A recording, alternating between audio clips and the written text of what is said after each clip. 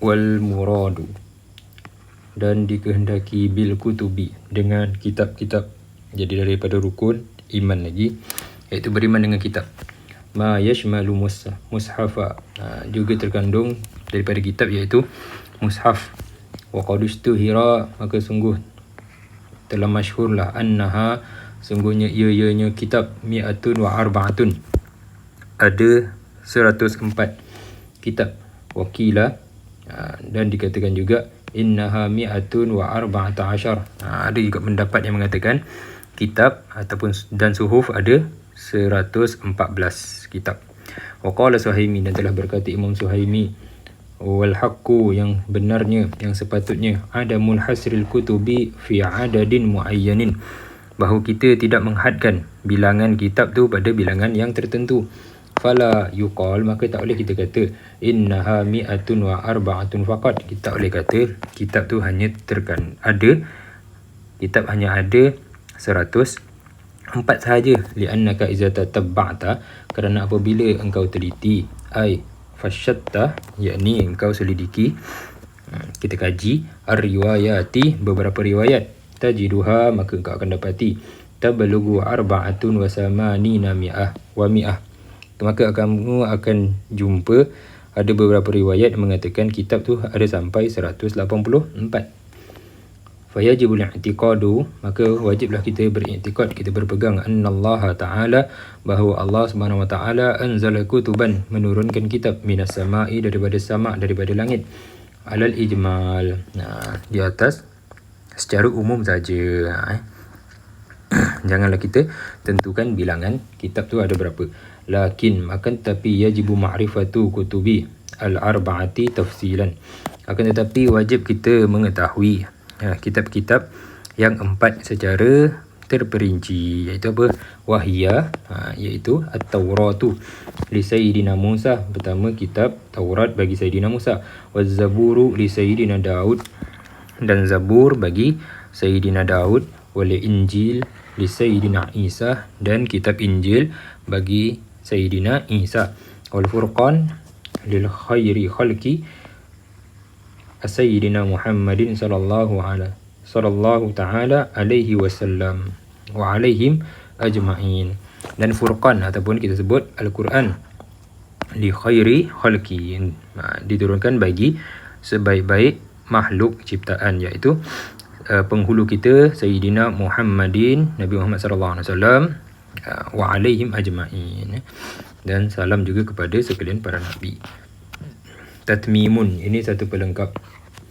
Ruya, diriwayatkan, min hadisin, daripada hadis, Abi Zar, daripada Abu Zar, hadis Abi Zar, qala, dia berkata, qultu, aku berkata, ya Rasulullah. Jadi Abu Zar berkata kepada Rasulullah sallallahu alaihi wasallam, wahai Rasul, wahai utusan Allah, fama kanat suhufu Ibrahim, apa yang terkandung di dalam suhuf Ibrahim?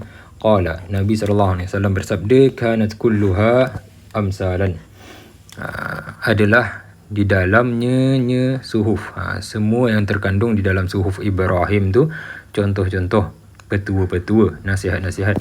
Minha, antaranya, antara isi kandungan suhuf Ibrahim, apa? Nasihat apa? Ayyuhal malikul al-musallatu, wahai para raja, al-musallatu, yang diberikan kekuasaan, al-mubatala, yang diuji dengan kekuasaan. Jadi kekuasaan ni pun satu ujian. Al-maghrur, yang terpedaya. Inni lam ab'aska, sungguhnya aku tidak mengutuskan engkau, aku tidak membangkit engkau, litajma'ad dunya ba'daha ala ba'd, tidaklah aku mengutuskan kau menjadi raja untuk menghimpunkan dunia, mengumpulkan dunia sebahagiannya di atas sebahagian.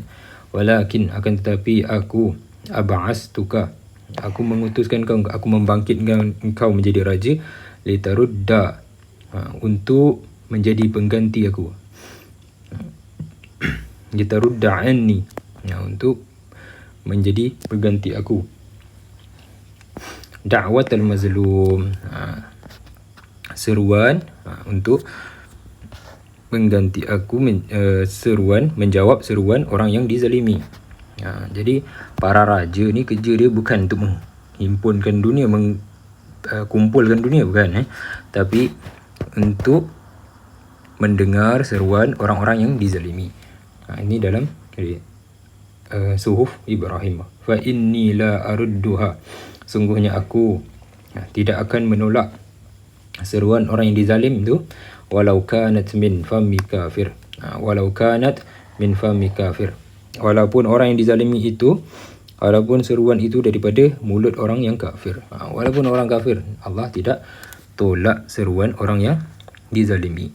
Wa minha, dan isi kandungan daripada Suhuf Ibrahim, nasihat, wa 'alal 'aqili, wajiblah atas orang yang berakal, an yakuna lahu, agar ia orang berakal itu, lahu mempunyai sa'atun, satu saat, satu waktu, yunaji fiha rabbahu azza wajal, satu waktu untuk dia munajat di dalamnya waktu kepada Tuhannya azza wajal. Jadi orang yang berakal, kitalah orang-orang yang berakal, hendaklah kita sisakan satu waktu kita untuk bermunajat kepada Allah Subhanahu Wa Taala. Wa sa'atun, dan wajiblah atas orang yang berakal satu saat, satu waktu, yuhasib fiha nafsah, untuk dia menghisap dirinya. Wa sa'atun, dan satu waktu, yatafakkaru fiha, yang dia berfikir, dia merenung di dalamnya waktu, sun'allahi ta'ala, akan ciptaan Allah Subhanahu Wa Taala. Wa sa'atun, dan satu waktu, yakhlu, yang dia mengkhususkan diri, ai tajarrada, iaitu mengkosongkan, fiha lihajatihi, di dalamnya waktu untuk hajatnya, minal mat'ami wal masyrab, daripada makanan dan minuman. Wa minha, dan daripada isi kandungan, isi dalam Suhuf Ibrahim lagi, wa 'alal 'aqili, wajiblah atas orang yang berakal, an yakuna tami'an, bahawa ia tidak tamak, bahawa orang yang berakal ni janganlah dia tamak, ai mu'ammalan, iaitu dia sangat berharap, illa fi salasin, melainkan pada 3 perkara. Jadi orang yang berakal, kita yang berakal ni hendaklah kita jangan ni jadi orang tamak, jangan kita jadi orang tamak melainkan pada 3 perkara. Janganlah tamak dekat sini maksudnya sangat berharap, melainkan 3 ni boleh. Tazawudun li ma'adin, iaitu kita menyediakan bekalan untuk ma'ad, untuk akhirat. Wa marammatun li ma'ash, dan memperbaiki kehidupan. Itu boleh, kita tamak untuk memperbaiki kehidupan, mencari bekal untuk akhirat, memperbaiki kehidupan.